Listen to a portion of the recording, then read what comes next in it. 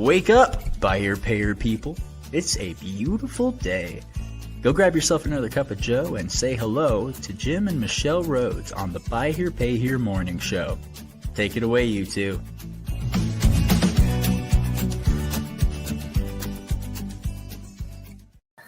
Hey, friends. Hey, good morning. Welcome. Happy Friday. Yeah. Just catching up to a recording that we did, or actually a live episode we did last Friday that we had some technical problems. There seemed to be a little bit of streaming lag. There was a lot of content to go through too. So So we kind of broke it up into two. So this is a continuation of the conversation we recorded in advance with Jeff Owings, dealer out of Arlington, Texas.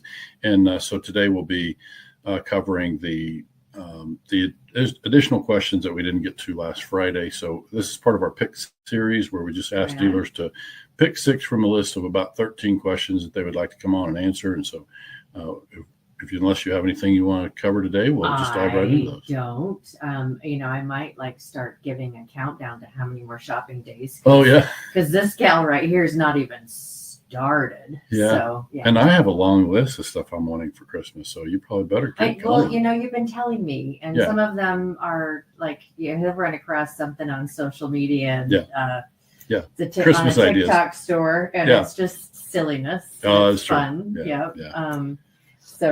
We truth is I don't want for anything. So all good. I feel that's the same as I feel. Okay, so are you already queued? I've got if you want to bring that up, I know the question that's up next. Since you started, of course, I know the answer to this. You and I've talked about this, and it comes up in our 20 groups we talked about, or our virtual groups rather.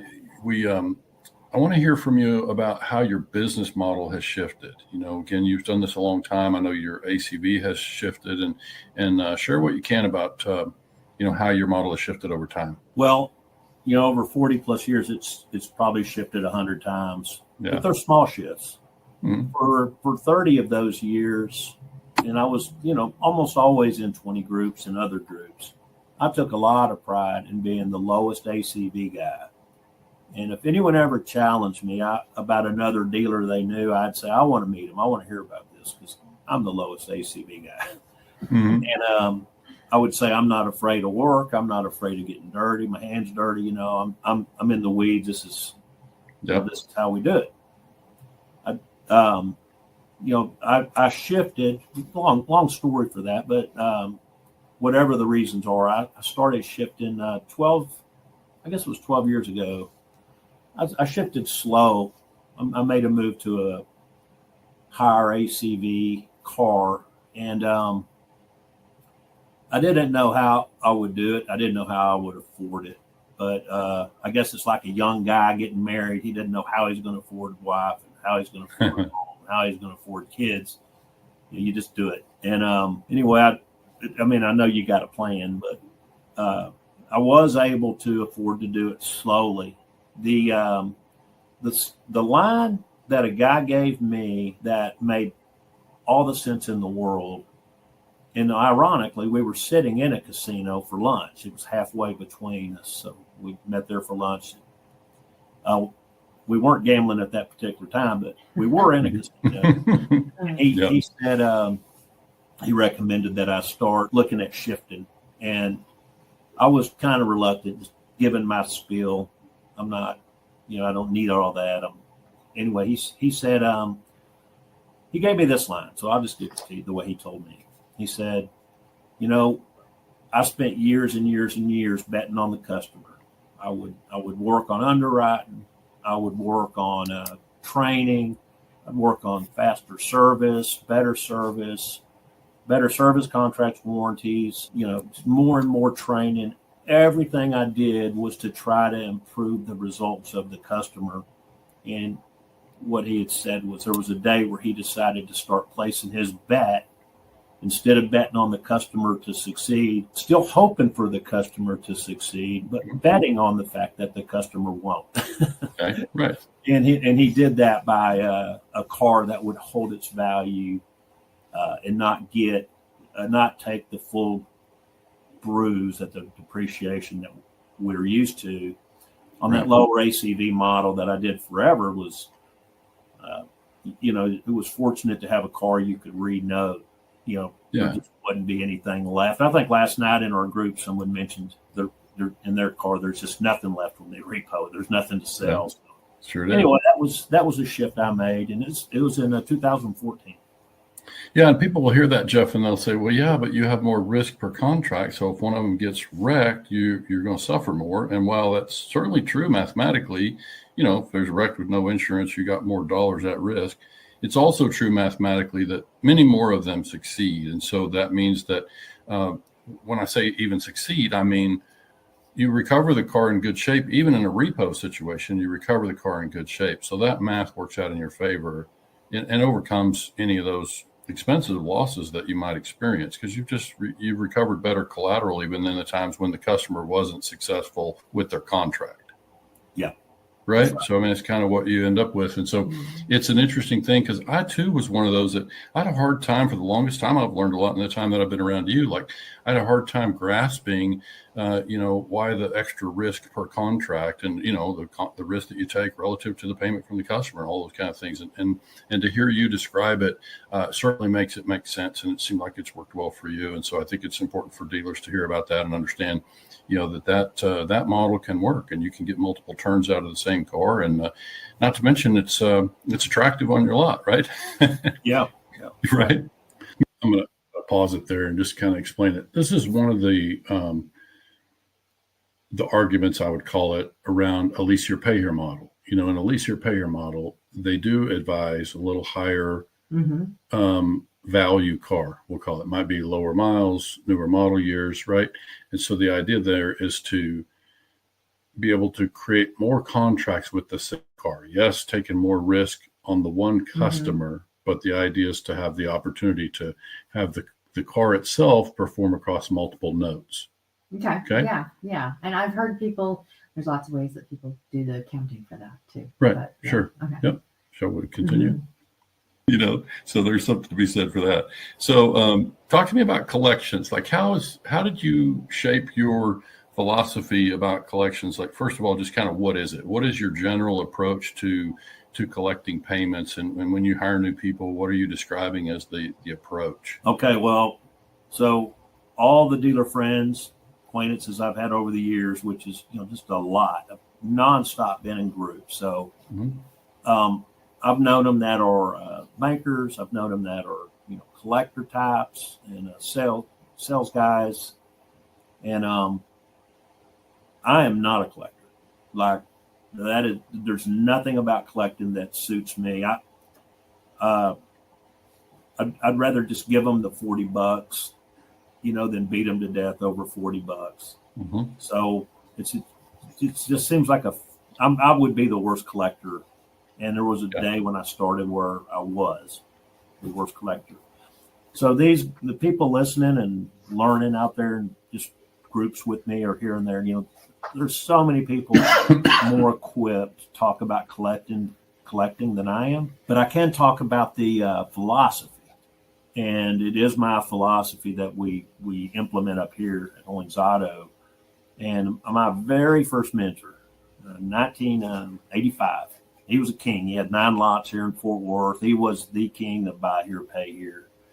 And whatever reason, he took me under his wing. He would stop in his busy day and sit at my little lot with me and just ask me what kind of questions I had and what thoughts and where was I at on different issues. And on collections, all the way back to 85, and I've stuck with it ever since as far as leadership goes. He talked about how he knew so many dealers he was already in 20 groups back even then, how would just really fight to keep their accounts current and to keep that bubble up around 1 to 7 days or 1 to 10, or, really focus on their number of totally current accounts. He told me that's not a fight I need to have. He said, these customers are going to be delinquent. And his words were, and you need to thank God for them that they are delinquent. Because that's why they're coming in at your little lot and not going to name different places where he would name. And he asked me if every single customer you ever sold paid you off 30 days late, you'll be a rich man really, really quick. Yeah. And so I've never changed on that. I've adjusted, and we've done things, but the overall core of things for me is, I want our recency is excellent. Almost none over 30 days, but our delinquency we're higher on 16 to 30 days than any dealer. Dealers more experienced, less experienced, better operators, worse operators. It doesn't matter. When I compare our operation with others, we're always the highest at 16 to 30 day delinquencies. That's just the line where we've decided let's have our battle there. And so it's not for everyone, but I know that people have over the years said you've got this bubble and it's going to burst. Yeah. Anyway, it's 41 years strong now. Yeah. Yeah. You just kind of. So I mentioned your feedback on that. Well, I mean, I love that he's had the same approach the whole time. And the approach, is if you've got the highest 16 to 30 day, that means you're working with a lot of people. Right. And so, it's, I personally can't see, I think that there's a lot of wisdom in what he said. It's like, if everyone is 30 days, you're going to, but they're paying. Right. That's the key is that they're paying. And so, where do you draw the line of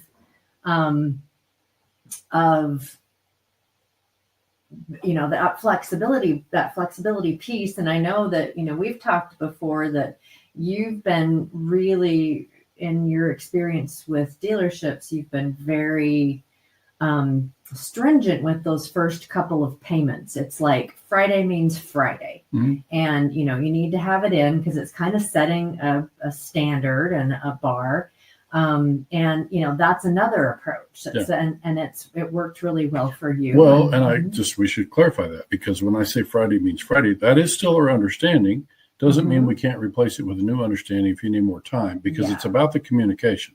And I think what you're hearing from Jeff there is they work with people. They're communicating with people. It doesn't mean that they go 29 days without ever having any dialogue with the customer, right? So that's when I dug in about the Friday means Friday. It's like, we do have an understanding, and we don't just get to ignore the understanding. And so I think what you're hearing Jeff say is he tolerates more delinquency. This is kind of what you and I have called the bend without breaking approach, right? And it's worked for him for 4 decades. Well, I mean, it really does go back to this whole premise of collect the cash, not the car. Right. Thank you, Brent. Yeah, Brent Carmichael. And we talked about it Wednesday just briefly. It's like, what does it cost you to repo the car, refurbish the car, or recon the car? Sure. And then what does it cost you to get a new customer? And so really, when you add those things up,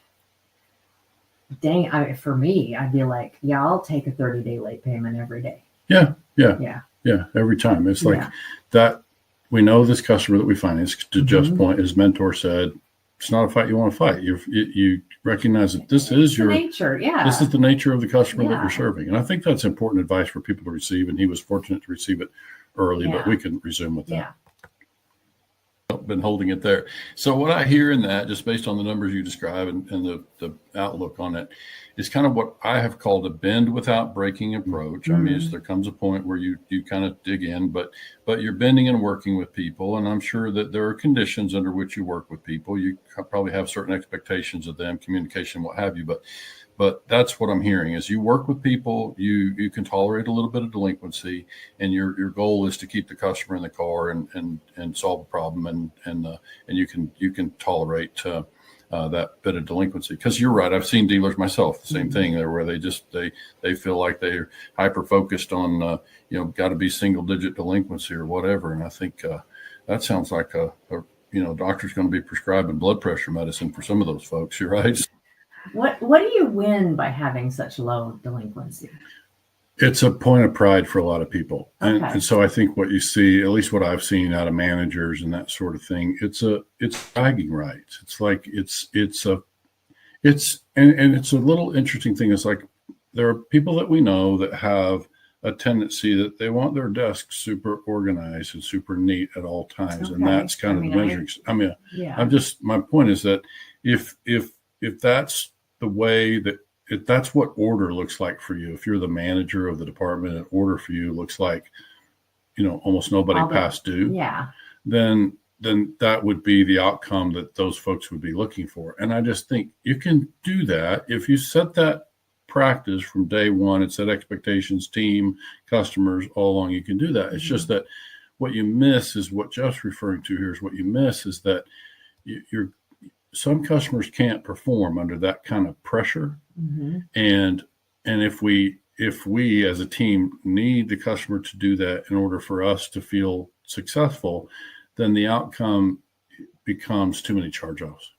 Yeah. Right. Yeah. Too many repos. We put pressure on customers who traditionally have not been able to stay current all the time, all the way through a contract. That's our industry, right? 100%. And so, I can understand a franchise, a bank, independent, being like, you need to get your thing in and keeping the numbers down. But that's the reason why there is a business. Yeah. It's like that.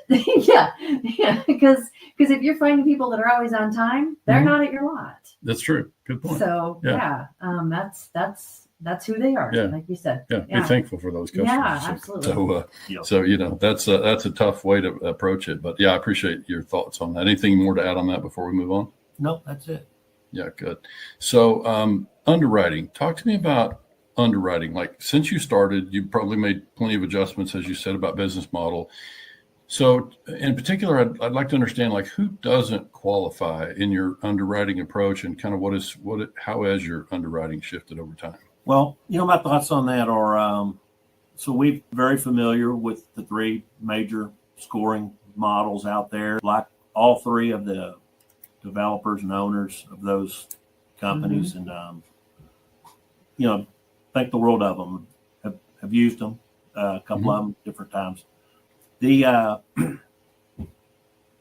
thing for me is with the good, bad, and ugly spreadsheet I have, I've got to where I like, for me, and we're small, we're not out there 3, 4, 5 locations trying to manage 50 employees or anything like that. So, we're small.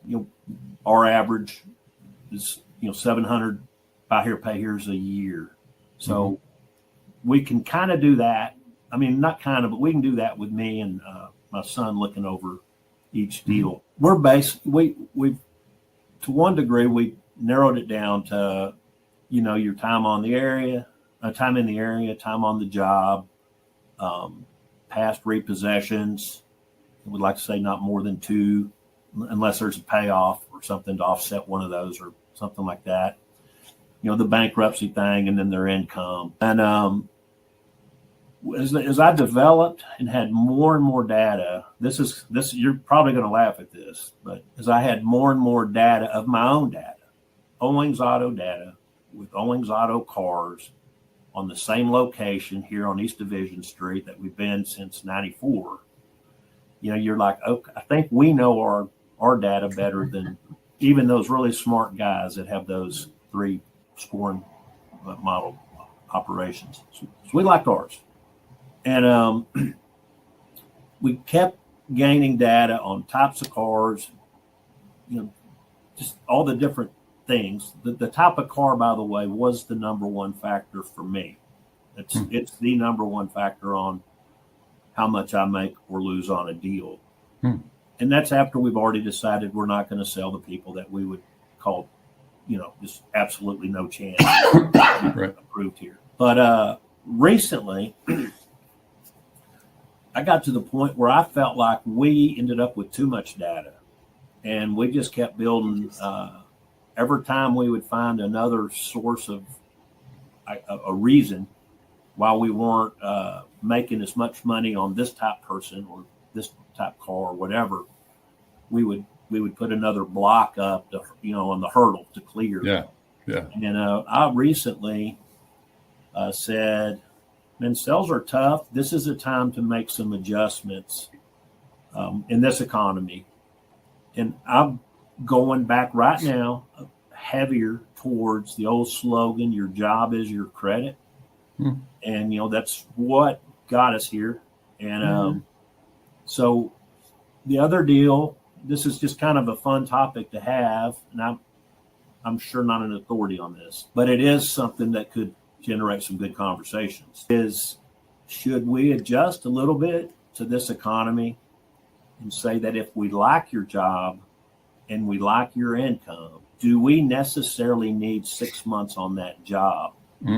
Because there's a lot of people changing jobs. And as soon as we opened up the barrier that we had imposed, you have to be 6 months on your current job. We noticed a big uptick in our sales. And it's not that we're taking a bigger risk. We've just moved the line that if we like the job you have and we like the pay and we like your job history, how about we just get past that problem? So that's a good topic to have going forward, I think. Well, what it sounds like is getting past that problem that you've created yourself. Yeah, it's a boundary that you, in the interest of trying to create some consistency and have a policy, and he's just adjusted the policy, and obviously time will tell. But I'll pause and say that Jeff is somebody that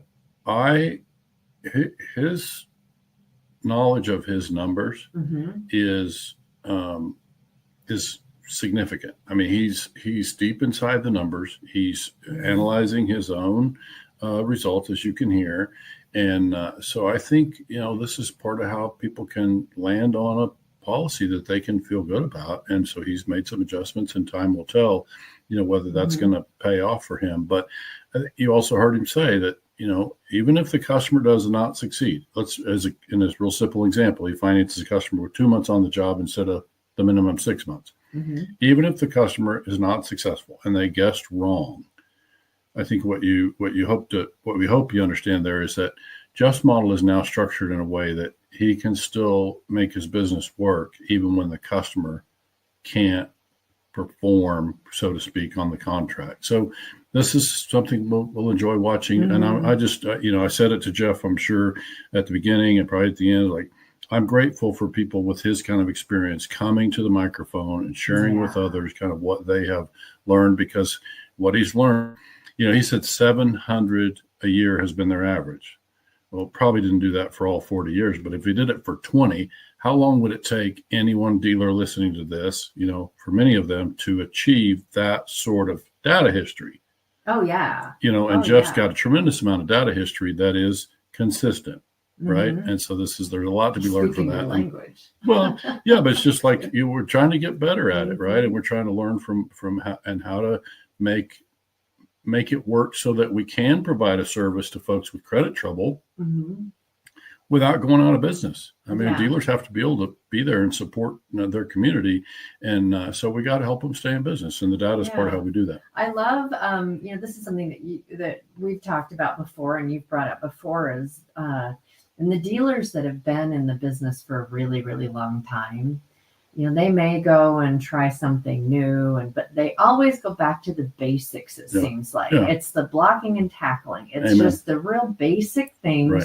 It's like, what was it that you were successful with? Because, if he's been doing this since the 80s, he's been there since the 08 real estate crash and all of that brought and all of the things. And, when you talk to dealers that have been in this business, buy here, pay here dealers that have been in this business for 30 plus years, they're like, they just do it simple. Yeah. It's just simple. They don't need all of the bells and whistles. They might try it out here and there, but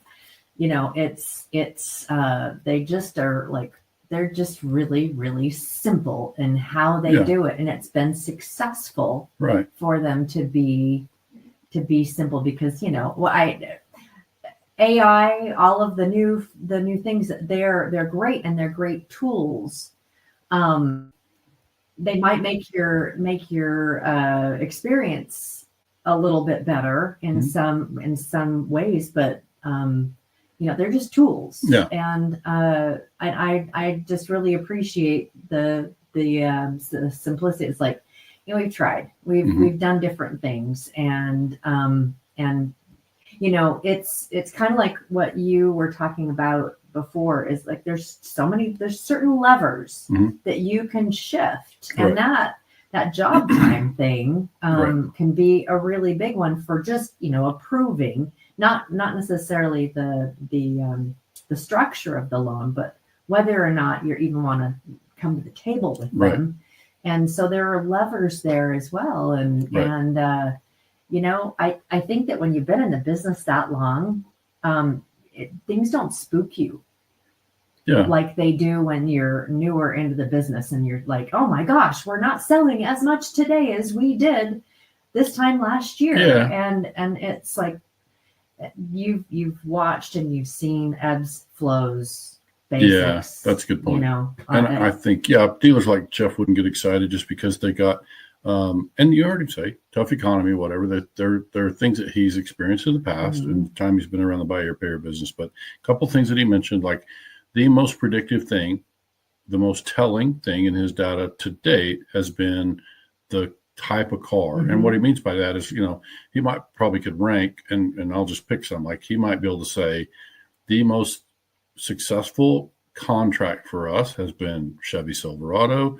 Next is, GMC Yukon. Like he could probably list that as far as which type of car has performed the best. And I think this is an example of the kind of thing that can be learned by just compiling the data and making sure that we know. And I bet you even in that there's lots of ebbs and flows, because the Silverado back, the 92 to 97, whatever, didn't perform as well, but then this one does. And because, as we age our business, we can't continue to buy the same year of car. True. And all that. But it would be fascinating to me, because I enjoy data in a different way than you do. Yeah. And I enjoy watching trends and like mapping things out. And it's like, there's some predictiveness. Is that the right word? It can be predictive, but it can be predictive. And so, I've heard other people say there's really nothing predictive in buy here, pay here, except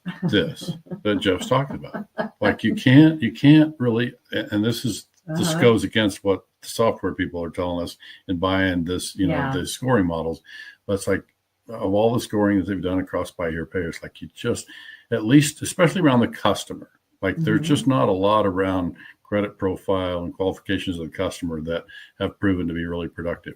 We'll bring it back to the microphones if we find something that is. Yeah. But lots of people with a lot of experience say that they're not finding anything so far that's real predictable aside from this. He's gone through the thing of like, if you have this many repos, if you've, and all these things, and he's like, simplifying. Lord, just going back to your job as your I probably say it before we'll let him finish it, because I probably said something more on that subject before we finish. Let's go back. And I'm going to monitor that very, very closely. Yeah, that makes a lot of sense. I think so. You're leaning heavily on, some have said ability is important. So you're looking at their income. If their income supports the payment that you need in the deal, then you can make it make sense. But you're just kind of softening on the time on that job. And one could say, if somebody gets a good job and they like the car that they drive, that, as an example, they might choose to stick with the job if, and keep showing up for work if they want to keep that car payment made. Right. So, we know that the job or the car can be a connection to the job. And my gosh, you're in the middle. Jeff's dealership is in the shadows of the AT&T Stadium where the Dallas Cowboys play. And so there's you need a car to get to work in that place. So it obviously could be true a lot of places, but I just know, you're going to need an automobile to commute to work in the Metroplex. And so I just think, you're providing them a nice car and you guys are being flexible, and we'll want to hear back from you as you kind of progress on that. I thought it was funny to hear you say that you kind of got past what some call the paralysis of analysis, right? You just you just had too many numbers, right? And so you got past that. And so you went back to basics, and so far it's working for you. Love it. Well, let's wrap up with kind of a general question, and we can, two questions we can kind of bring into the same sort of approach or thought process here. Is like, talk to me about how much you love this business. Like on a scale of 1 to 10, how do you feel about this business? And I see you spend a lot of time in your dealership. You enjoy what you do, but give me on a scale of 1 to 10, what's a number? Well, it's a 10. Okay. I'm at that age where, different friends in different industries and neighbors, church members, just different things. It's like, when are you retiring? And, I don't know what I would do that I enjoy more than I like sitting here at this, what I call this cockpit, pulling levers and moving things around and seeing an employee that needs some encouragement and one that needs some correction and a policy that needs some adjusting and a car we need to add in or take out of our list. It's just constant adjustments. And so it's, to me, it's a 10. I don't have a hobby that I enjoy. When I go golf, I'm on the golf course wondering what's going on here, wishing, hoping we can hurry up and get done where I can get back up here. So anyway, this is my hobby. I'm fortunate in that way, I guess, or unfortunate. I'll let you decide. No, you're good at what you do, and obviously, if you enjoy it, you keep showing up for it day after day, right? And I could tell that you love it. And personally, when I play golf, I realize, man, I need to get back to office. I'm a way better business coach than I am a golfer, So I get back to the office for that reason. But and I don't lose nearly as many golf balls in my office, so there's always that too, right? But no, I appreciate you making time, Jeff. It's been, like I said, it's been great to get to know you. I'm glad to have a chance to help others get to know you in the same way, and we will share this information with folks. A lot of our listeners on the podcast and through other channels are folks that are newer to the business. So I think a lot of what you shared here will give folks some outlook, and we appreciate you taking some time for some mentorship. Yeah. So he, I'll let him say. Well, I look forward to seeing the other guests you have on and hearing what they have to say. I'm looking real forward to this series, I guess you'd call it, or whatever. Yeah. Looking forward to it, Jim, and thanks for having me. You bet. Yeah. So, like I said, he's so good about mentorship, and I first heard his name from other dealers who said, "Boy, when Jeff Owings, talks, you better pay attention because he's learning a lot over these years." Yeah, and I love when dealers seek out mentors.